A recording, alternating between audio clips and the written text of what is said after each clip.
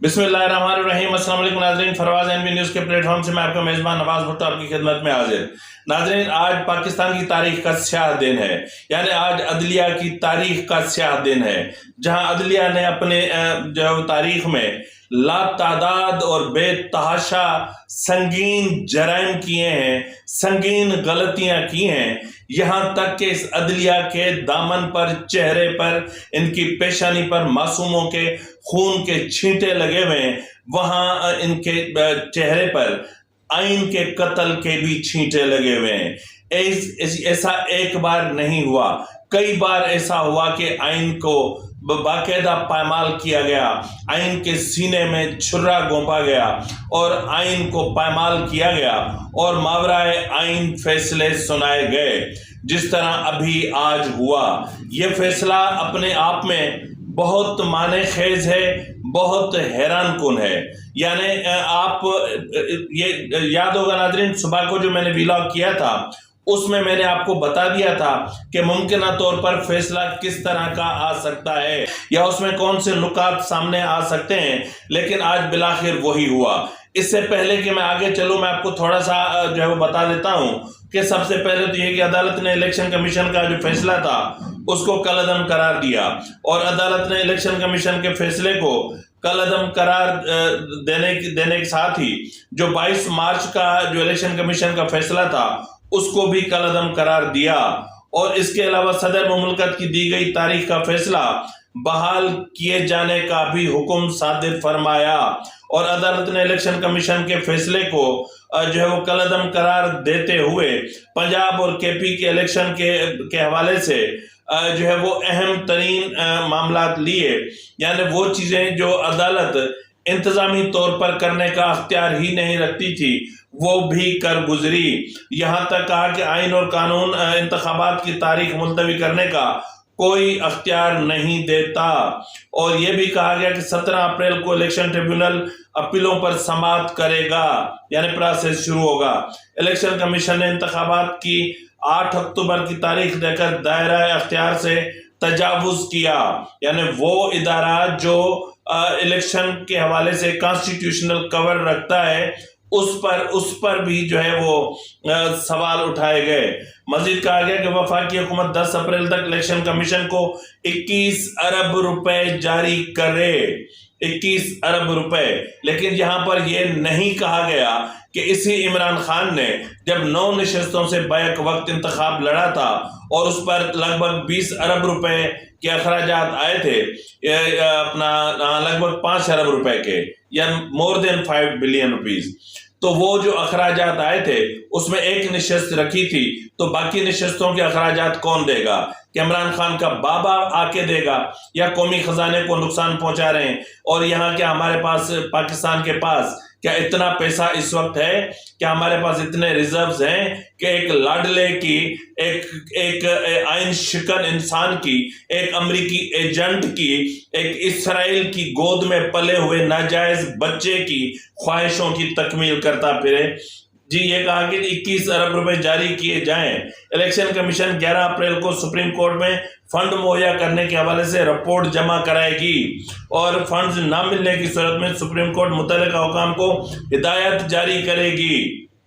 ये भी कहा गया कि जजेस के नोट में 4-3 के तनासुब वाला मामला कानून के खिलाफ है, यानी जो जस्टिस काजी फैज ईसा और जस्टिस अमीनुल हक ने फैसला दिया था उसके हवाले से उसको भी जो है वो उसके हवाले से भी कई सवाल उठाए गए हैं। मजीद कहा गया कि जस्टिस काजी फैज ईसा और अमीनुद्दीन खान के फैसले की कोई कानूनी हैसियत नहीं है। इस जो है वो 3 चंगू मंगू जो बैठे हुए हैं इनकी हैसियत है, उनकी कोई हैसियत नहीं है। केपी के में इंतखाबात के लिए गवर्नर की तरफ से अदालत में नुमाइंदगी ही नहीं की गई और नाज़रीन, मतलब बहुत सारे सवालात हैं जो अपने आप में मौजूद हैं, लेकिन सवाल ये पैदा होता है कि आखिर ये हो क्या रहा है। और बहरहाल जैसे ही ये फैसला आता है तो उसके फौरन बाद काबीना के इजलास में इस फैसले को मुस्तरद कर दिया जाता है।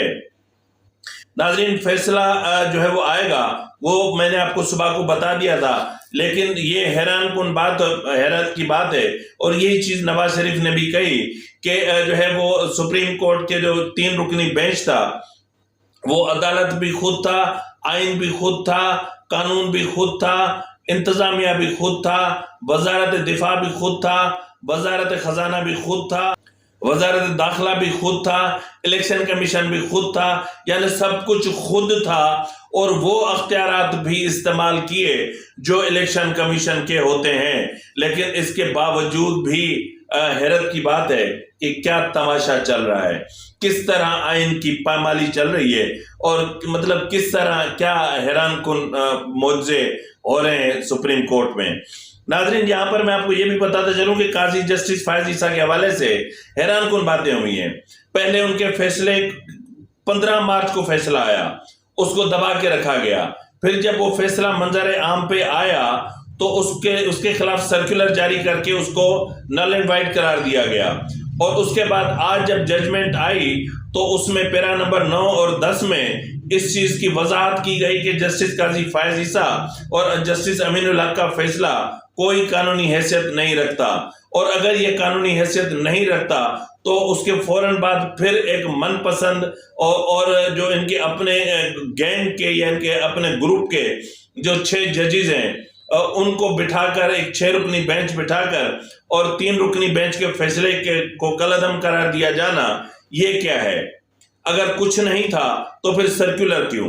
اور یہاں تک چیف جسٹس صاحب یہاں تک آ گئے کہ انہوں نے جو ہے وہ آج رجسٹرار کے معاملے پر بھی ایکشن لیا۔ جی میں نے آپ کو کل کہا تھا کہ کل جب دن ہوگا اور یہ جب پہنچیں گے میں نے آپ سے کل ہی کہا تھا کہ کل جب چیف جسٹس عدالت میں پہنچیں گے تو رجسٹرار کے معاملے پر دیکھیے گا کیا ہوتا ہے۔ بلاخر وہی ہوا کہ رجسٹرار کو ریلیو نہیں کیا اور رجسٹرار کو اسٹیبلشمنٹ ڈویژن میں رپورٹ کرنے سے روک دیا گیا۔ اس کے علاوہ جو ناظرین اہم ترین خبریں میں آپ کو وہ بتا دیتا ہوں کہ حکومت کی طرف سے جو ہے وہ تینوں ججز بالخصوص چیف جسٹس عمر عطا بندیال کے خلاف جوڈیشل مس کنڈکٹ کا ریفرنس داخل کرنے کی جو ہے وہ تیاری کی جا رہی ہے، اور اس حوالے سے یہ بھی ممکن ہے کہ جس طرح 6 ججز نے بیٹھ کر جسٹس قاضی فائز عیسیٰ کے فیصلے کو کالعدم قرار دیا ہے، اسی طرح جو ہے وہ 7 ججز بیٹھ کر جو ہے وہ اس 6 رکنی بینچ کے فیصلے کو کالعدم قرار دے دیں، یہ بھی ہو سکتا ہے۔ تو ناظرین، یہاں پر میں یہ کہنے پر مجبور ہوں کہ پروجیکٹ عمران آج بھی زندہ ہے، جنرل فیض اور جنرل باجوہ آج بھی اداروں میں موجود ہیں، ان کی روح آج بھی موجود ہے، اور آج بھی وہ عمران خان کے بھرپور تحفظ کے لیے اقدامات کر رہے ہیں۔ آج سپریم کورٹ کا جو فیصلہ تھا وہ میں نے کہا تھا کہ یہ پی ٹی آئی کے ایک سیکٹر آفس کا جو ہے وہ فیصلہ ہوگا، کیونکہ supreme court P T I کا سیکٹر آفس ہے اور ایوان صدر پی ٹی آئی کا یونٹ آفس ہے، تو یہ یونٹ کھلے ہوئے ہیں پی ٹی آئی کے، اور آج بلاخر یہی ہوا۔ تو پھر میں یہ کیوں نہ کہنے پر مجبور ہو جاؤں کہ بلاول بھٹو زرداری نے جس طرح کہا تھا کہ یہ تخت لاہور کی لڑائی ہے، کہیں تخت لاہور کی یہ لڑائی پورے ملک ہی کو اپنی لپیٹ میں نہ لے لے۔ تو بہرحال آج عمران خان کے عشق میں اور بیگمات کے دباؤ میں آ کے ان ججز نے جو ہے وہ آئین کی تشریح مطلب جس طرح بدل دی جاتی ہے، آج بھی ویسا ہی ہوا، قانون بدل دیے جاتے ہیں، عدالتیں اپنا مقام بدل دیتی ہیں، یعنی جو ہے وہ کچہری سے جوڈیشل کمپلیکس پہنچ جاتی ہیں، اور ججز تبدیل کر دیے جاتے ہیں، اور سب کچھ مطلب عمران خان کی مرضی کے مطابق ہوتا ہے۔ کوئی بھی کیس ہو، جس طرح آج جو انسداد دہشت گردی کی عدالت کے جج نے کہا کہ جس طرح آج میں کیس چلا رہا ہوں اس طرح پہلے میں نے کبھی کیس نہیں چلایا۔ مطلب یہ ہے کہ ایک طرف یہ کہتے ہیں کہ ہماری زندگی کو خطرہ ہے، کارکن سن کر خود آ جاتے ہیں، اور دوسری طرف ٹویٹر پر لوگوں کو اعلان کرتے ہیں کہ فوراً عدالت پہنچو، اور پھر جو ہے وہ عمران خان کو جو خوف کے بت توڑ چکا ہے، جس کے دل میں لا الہ الا اللہ اتر چکا ہے، جو کہتا ہے کہ ایاک نعبد و ایاک نستعین، اور جو کہتا ہے کہ جو ایک بار جو ہے وہ لا الہ الا اللہ کو سمجھ لے تو وہ خوف سے آزاد ہو جاتا ہے۔ تو آج کس طرح خوف سے آزاد ہیں. یہ ویڈیو اس وقت آپ کے سامنے ہے. اس میں آپ دیکھ سکتے ہیں کہ یہ خوف سے آزاد شخص ہے. یعنی اس شخص کی وجہ سے پروجیکٹ عمران کو پھر زندہ کیا گیا ہے. اس شخص کی وجہ سے آئین کی تشریحات تبدیل کر دی گئی ہیں. اسی وجہ سے 3 ججز نے آج جو ہے وہ اپنے دیگر ججز کے وقار کو مجروح کیا. 3 ججز نے بیٹھ کر آج آئین کے وقار کو پامال کیا. اسی کے عشق میں جو ہے وہ 3 ججز نے آج عدالتی تاریخ کو ایک بار پھر اس کے چہرے کو مسخ کیا. نہ صرف مسخ کیا بلکہ اس کے چہرے پر کالک پوت دی. یہ انتہائی افسوسناک سچویشن ہے جو آج کریٹ ہوئی ہے. اب معاملہ یہ ہے کہ عدلیہ یہ سمجھتی ہے کہ یہ ابھی 90s میں کھڑی ہوئی ہے، لیکن اس عدلیہ کو پتہ نہیں ہے کہ 90s نہیں ہے، یہ 2023 ہے اور یہ پہلے والی پارلیمان نہیں ہے. یہ سیاستدان گرتے ڈگمگاتے کرتے آج اس مقام پر پہنچے ہیں. اور ہم یہ کیوں نہ کہیں کہ پارلیمان کو اور پارلیمانی اداروں کو اور آئین کو ہمیشہ 2 طرفہ خطرہ رہا ہے. پہلا خطرہ پارلیمان کو جو رہا ہے وہ آرمی اسٹیبلشمنٹ سے رہا، اور دوسرا خطرہ ہمیشہ عدلیہ سے رہا. اور عدلیہ نے ہمیشہ آرمی اسٹیبلشمنٹ کی ہر غلط کاری کے اوپر اپنی مہر لگا کے اس کو جائز قرار دیا اور دیتی رہی. اور یہاں تک کہ منتخب وزرائے اعظم کو گریڈ 22 کے افسران گھر بھجواتے رہے. یعنی جس حکومت سے تنخواہ لیتے ہیں، مطلب جس آئین کی تحت حلف لیتے ہیں، اسی آئین کے حلف کی پاسداری تک کرنا یہ گوارا نہیں کرتے. اب مطلب عدلیہ ہمارے لیے یوں سمجھ لیں کہ کیا آپ سمجھتے ہیں کہ کیا ایک وقت ایسا تھا، اس طرح ہو سکتا ہے کہ جس طرح آج میں بیٹھ کر بے باکی سے سپریم کورٹ کے ایک غلط فیصلے کو، ایک متنازع فیصلے کو، ایک متنازع بینچ کے فیصلے کو، یعنی متنازع جو بینچ کے ججز کا کردار ہے ان کے فیصلے پر جس طرح بیٹھ کر بات کر سکتا ہوں، کیا 90s میں اس طرح ممکن تھا؟ بالکل نہیں تھا.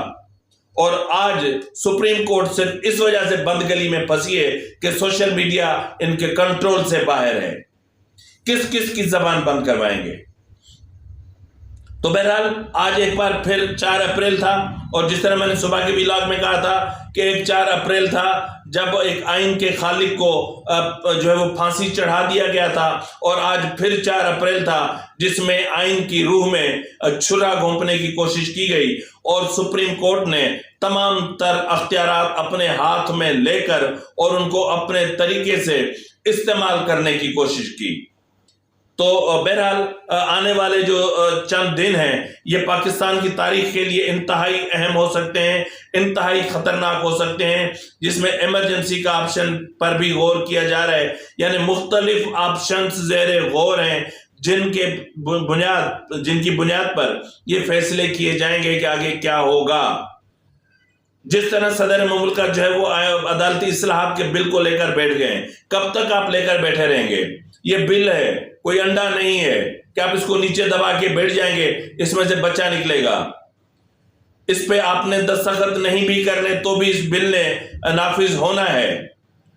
تو آپ یونٹ آفس مت بنے پی ٹی آئی کا، ایوان صدر کو پی ٹی آئی کا یونٹ آفس مت بنائیں. آپ لوگوں نے آئین کو، قانون کو، ایوان صدر کو، عدلیہ کو، اداروں کو مذاق بنا کے رکھ دیا ہے. آپ نے عوام کے ووٹ کو مذاق بنا کے رکھ دیا ہے. آپ نے عوام کے ووٹ کی توہین اور تذلیل کرنے میں کوئی کسر نہیں چھوڑی، ورنہ ایک شخص کی خواہش پر ایک 2 اسمبلیاں ایسے تحلیل کر دی گئیں جیسے مطلب کوئی بندہ یوں سمجھ لیں کہ ایک 2-3 افراد آپس میں بیٹھے ہوں تو وہ بھی اٹھتے ہوئے ذرا ادب و آداب سے اٹھتے ہیں.